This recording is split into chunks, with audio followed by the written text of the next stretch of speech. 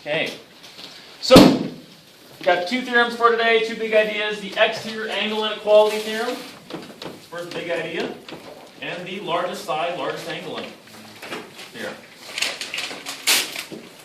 Alright, exterior angle inequality theorem. We've done this something like this before.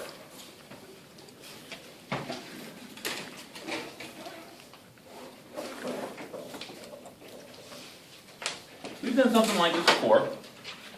So let's see here. If this is 40 degrees, and this is 60 degrees, help Mr. Kuhne out here.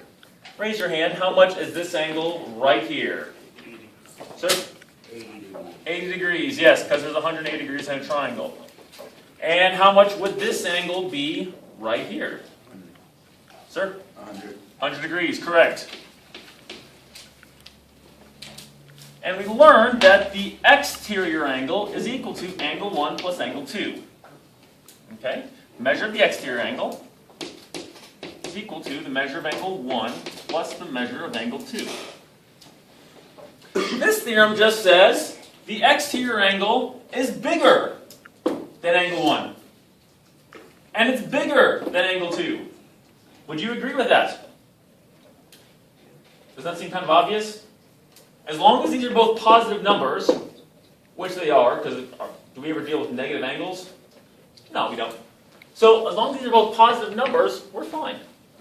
So the exterior angle theorem says measure of angle E is greater than the measure of angle 1. Is 100 degrees bigger than 40 degrees? Yes, it is. Is 100 degrees bigger than 60 degrees? Yes. So I'm going to put an example up here for you. You don't have to write this down. I'm going to want you to talk about it with your partners here in just a moment, though.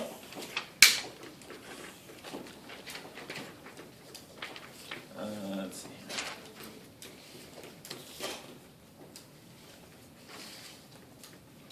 Hang on, is that right?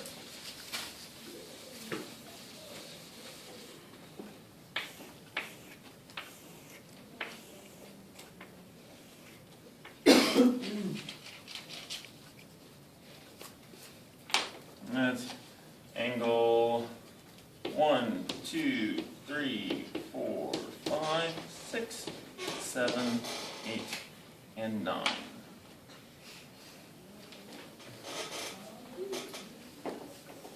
And I'm going to ask you the following question. Talk about with your teammates here. The measure of angle 5 is greater than which angles?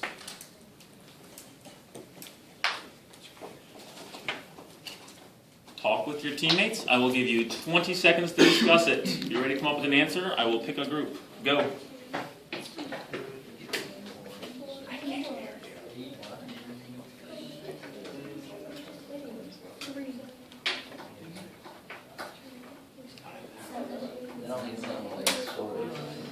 Five, 4, 3, 2, 1. Time. Mr. Barger, what did you come up with? 1 and 2. Okay, it's bigger than angle 1 and angle 2. You would be correct here. This one's the easy one, isn't it?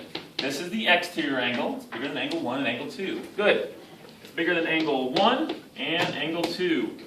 What else is it bigger than, though? Yes, ma'am? 8 and 9.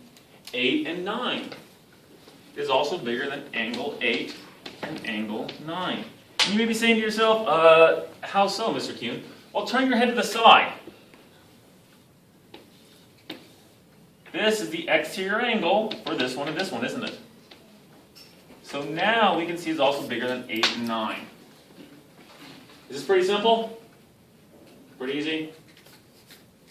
It should be. Now, yeah, that's it. Exterior angle inequality theorem. You have problems like that in your homework tonight. It's really easy. Largest side, largest angle theorem. The largest side is always across from the largest angle. I don't believe you! Well, Curious George, you don't believe me? Well, I guess we'll have to just do a demonstration then. Using the ruler on your desk, I want you to draw a triangle. Measure each side and measure each angle. I'm going to do the same thing up here. No, not on your desk. Using the tools on your desk that are on your desk. Draw a triangle, measure each side, and measure each angle. So I'm going to do mine up here. That's 60.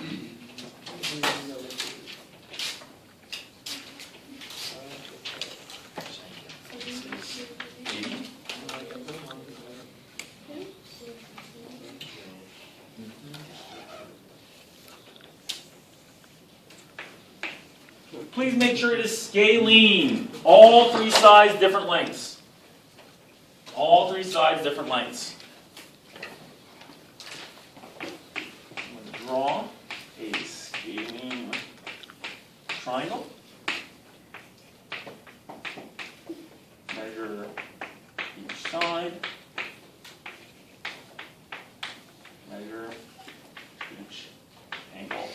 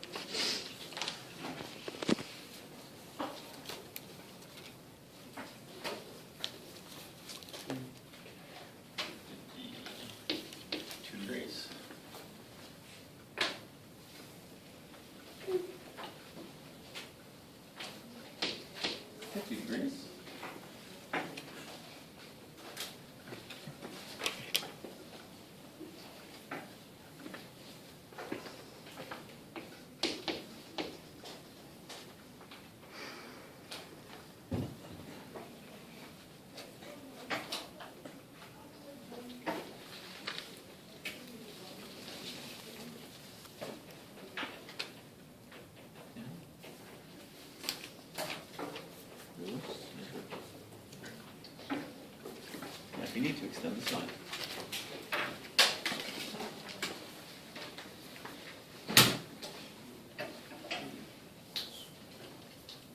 All right, pause just a moment, put your pencils down. We'll have you look up here to mine. On mine.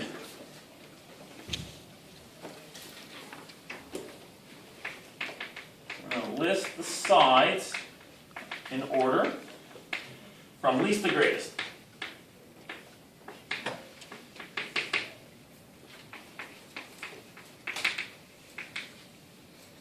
Then we're also going to list the angles in order from least to greatest, ascending order.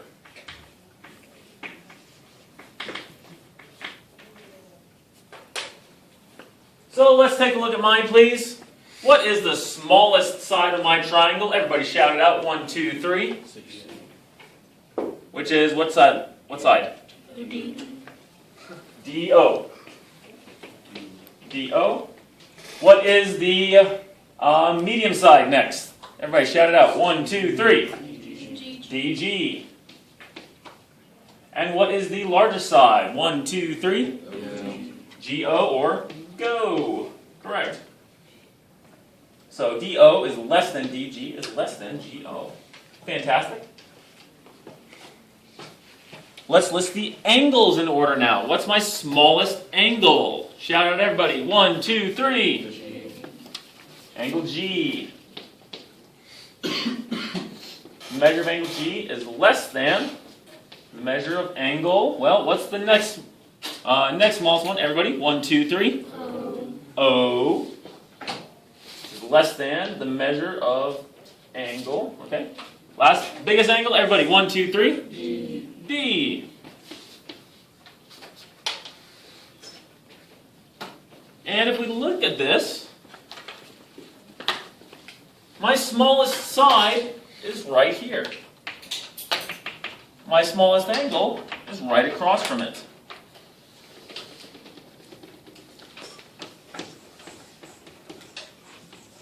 The smallest side is across from the smallest angle. the largest side. It's 80. That's across from the largest angle. And then we have the medium one going as well. The medium side is across from the medium angle. Check on yours. Even just look at it. Maybe you didn't get the measures all done. Look on your triangles. Is the smallest side, point to the smallest side. Point to the smallest side with your pencil. Point to the smallest angle. Are they across from each other? Point to the largest side. Point to the largest angle. Are they across from each other? If you measured correctly, they should be. If you measured correctly, they should be. So, here's an example question. I told a student in a different class, hey, measure each side and measure each angle. They said, I did. So here was theirs. And they said, this is 8, this is 10, and this is 12. And they said this was 70 degrees. And they said this was 70 degrees. And they said this was 50 degrees. Talk to your partners. Talk to your teammates. How does Mr. Kuhne know that the student either A, doesn't know how to use a protractor, okay, or B, lied and didn't actually measure the stuff? Why? Talk to your teammates. Go. Give you 20 seconds.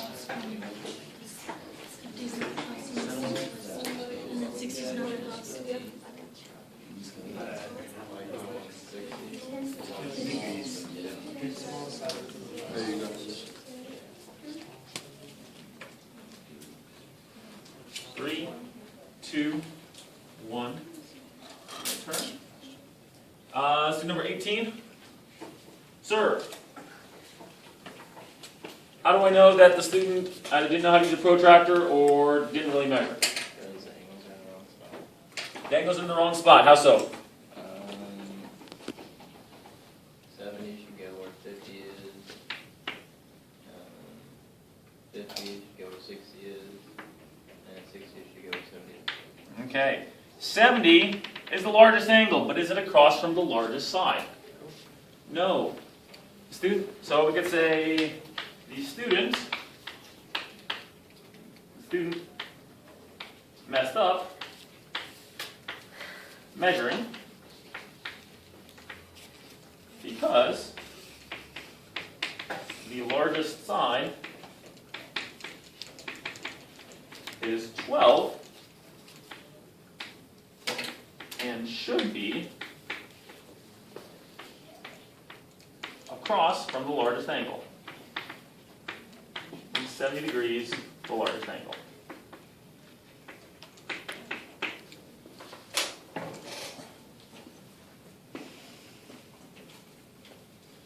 All right. Now, that's all well and great. How can this help us? Well, one, we have blueprints. You can figure out, hey, is this one actually good or not? The other thing we can do here is, this is a fun problem here. Make sure you have the homework written down while the PowerPoint's loading here. And this because we'll just have you come like stand over here so you don't. Okay. Walk to the front there. Gentlemen, your ship just sank. This is your boat, and that is you in the water, right there. I'm sorry, that stinks. Now, it so happens that you were out at sea, and before your boat went down, this is what you saw. This is your boat. That is Hurricane Irene. You seem to be in trouble, don't you? You're floating out in the ocean with a hurricane coming. This is bad. So you have two options. You can either swim for this lighthouse. That lighthouse right there, this is actually something on the Great Lakes. In the winter, the surf hits it, and the water spray lands on it, but it's so cold that it freezes. And so that's ice all over that lighthouse. You can swim for that lighthouse, or you can swim for that ship, that boat.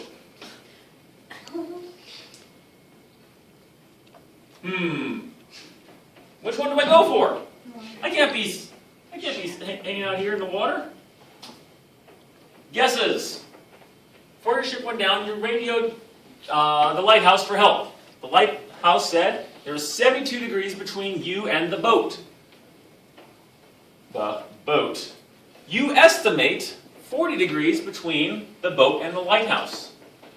You need to get to one of them before the storm hits. Which one should you swim to? Which one should you swim to? Does anybody have any guesses real fast? The boat. You say the boat? What do you say? The boat. The boat? Alright, sounds like the boat. Let's sketch a picture of your problem, shall we? Go ahead on your paper right now. You gotta have 3 points, right? You got you floating in the water. So let's make sure you got pick point of you floating in the water. Just make a point there. Let's make a point for the boat. And a point for the lighthouse. Now, does this have to be accurate measurements? No, we're just putting this in here. We know that pictures can lie. And if you did that, and let's put some letters down for each one of them. Boat, lighthouse, and you. I'm going with this. There's the boat. There's you on your boat. And there is the lighthouse. Now that triangle is obviously not drawn to scale. Your triangle is probably not drawn to scale either, and that's okay. So, the lighthouse told us there was 72 degrees from you to the boat.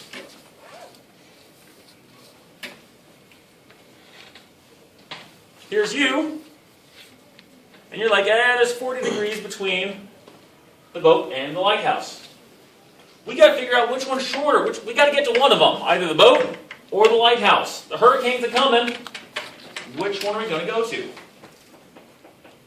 Talk it out with your teammates. Okay, you might have to figure out the last angle. I don't know. Okay, I'll give you about 30 seconds to figure it out with your teammates. Which one should you swim to? Go ahead. 68, so that's the, no, this is big, so this is going to be long. Small, so that's going to be shortest. So you would want to swim those two are even.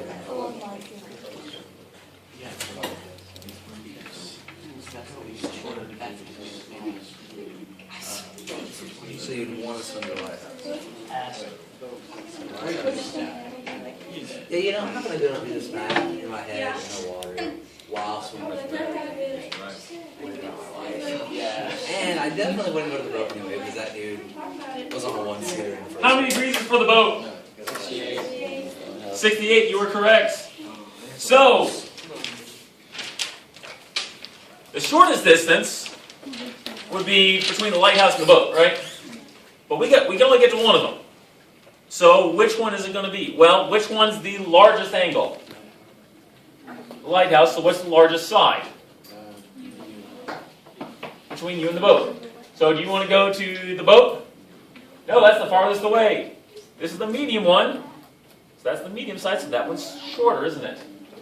So you have to swim to the lighthouse. Misfire. All right. There you go. Largest side, largest angle theorem. The largest side is always across from the largest angle. So that means BU is the largest one there. The smallest side is always across from the smallest angle. Ladies and gentlemen, your homework is page 348, numbers 1 through 7, and 55 to 56.